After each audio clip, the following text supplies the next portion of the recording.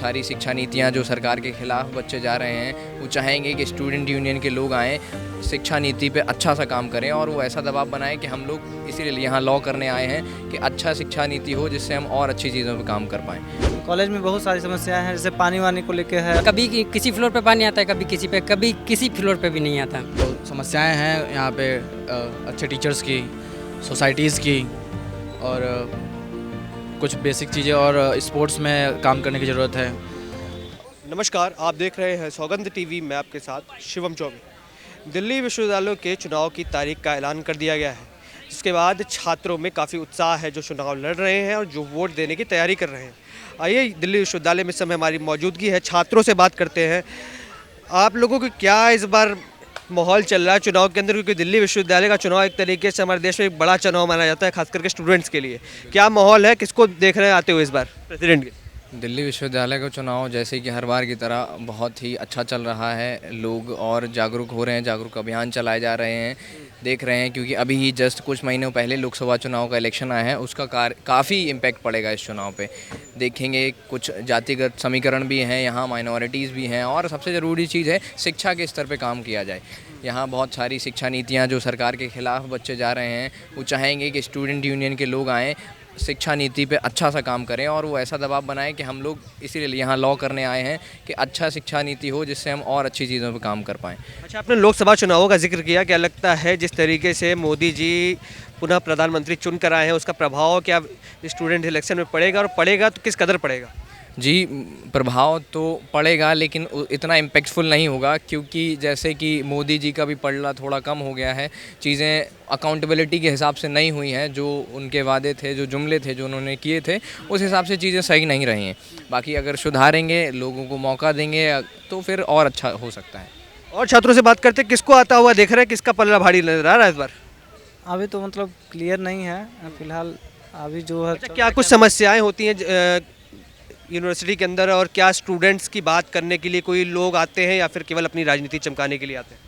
देखिए, यहाँ पर आते हैं कुछ लोग की जो बात करते हैं, जैसे कॉलेज में बहुत सारी समस्याएं हैं, जैसे पानी वानी को लेके है और फिर मतलब वाटर कूलर है और एसी है, तो इन सब समस्या है। आते हैं लड़के सब अपने जुमले चमकाते हैं और चले जाते हैं, जैसे ऐसा ही होता है। अच्छा, और भी काफ़ी चीज़ें, जैसे इन्होंने पानी का जिक्र किया और वाटर कूलर का जिक्र किया, क्या सीसीटीवी, लाइब्रेरी, ये सब चीज़ों को लेकर जो व्यवस्थाएं हैं क्या वो दुरुस्त हैं, और नहीं है तो क्या छात्र संघ चुनाव से उम्मीद रख रहे हैं कि इन चीज़ों पर काम किया जाएगा?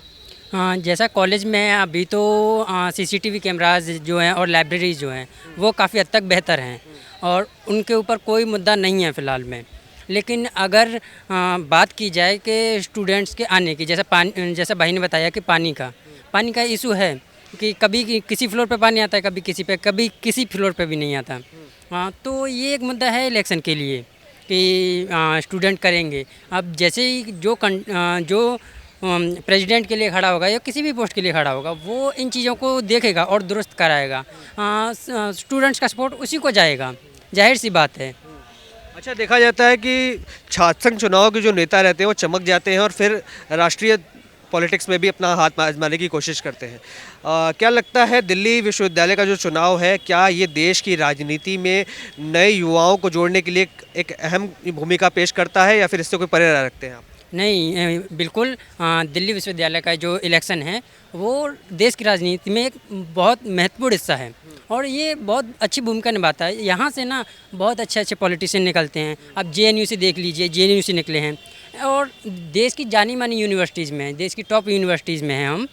तो कॉलेज इलेक्शंस का, यूनिवर्सिटी इलेक्शन का बहुत बड़ा इम्पैक्ट पड़ता है और ये ना स्टूडेंट्स को जोड़ने के लिए एक बहुत अच्छा माध्यम है। जो लोग पॉलिटिक्स में जाना चाहते हैं, वो जितनी भी पार्टियां हैं, अगर वो अच्छा नहीं कर सकती तो शायद हो सकता है कोई स्टूडेंट जो अपने बेहतर तरीके से देश को आगे बढ़ा सके। तो ये एक अच्छा बहुत माध्यम है पॉलिटिक्स में जाने के लिए।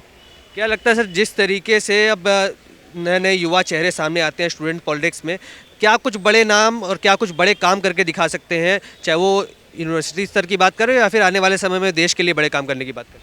बिल्कुल, हमारे छात्र नेताओं से उम्मीद है और अब हम जिसको हमारे सभी छात्र जो है चुन के भेजेंगे, उन्हीं से हम उम्मीद रखेंगे, क्योंकि हम हमारे रिप्रेजेंटेटिव हैं। जो भी यहाँ पे हमें कॉलेज में समस्याएं अभी हम फेस कर रहे हैं, उम्मीद करेंगे कि उसको एड्रेस करेंगे और उसको सुधारने की कोशिश करेंगे, क्योंकि उनको एक पावर मिलेगी वो सुधारने की। तो समस्याएं हैं यहाँ पे अच्छे टीचर्स की, सोसाइटीज़ की, और कुछ बेसिक चीज़ें और स्पोर्ट्स में काम करने की ज़रूरत है। और मुझे लगता है, उम्मीद है कि टीचर्स टाइम पे आएँ और क्लासेस टाइमली चलें। तो जिस तरीके से आपने देखा यहाँ पर छात्रों की बात आने वाले दिल्ली विश्वविद्यालय के चुनावों को लेकर किस तरीके से बताया गया, जो कुछ भी समस्याएं छात्रों की हैं उसका निवारण करने के लिए एक तरीके से पहल उठाए गए। बात करेंगे जनता की, बात करेंगे स्टूडेंट्स की, बात करेंगे यहाँ की फैकल्टीज़ की। तमाम ऐसी खबरों के लिए हमारे साथ बने रहे, देखते रहे सौगंध टीवी। धन्यवाद। आप देख रहे हैं सौगंध टीवी, सौगंध वतन की।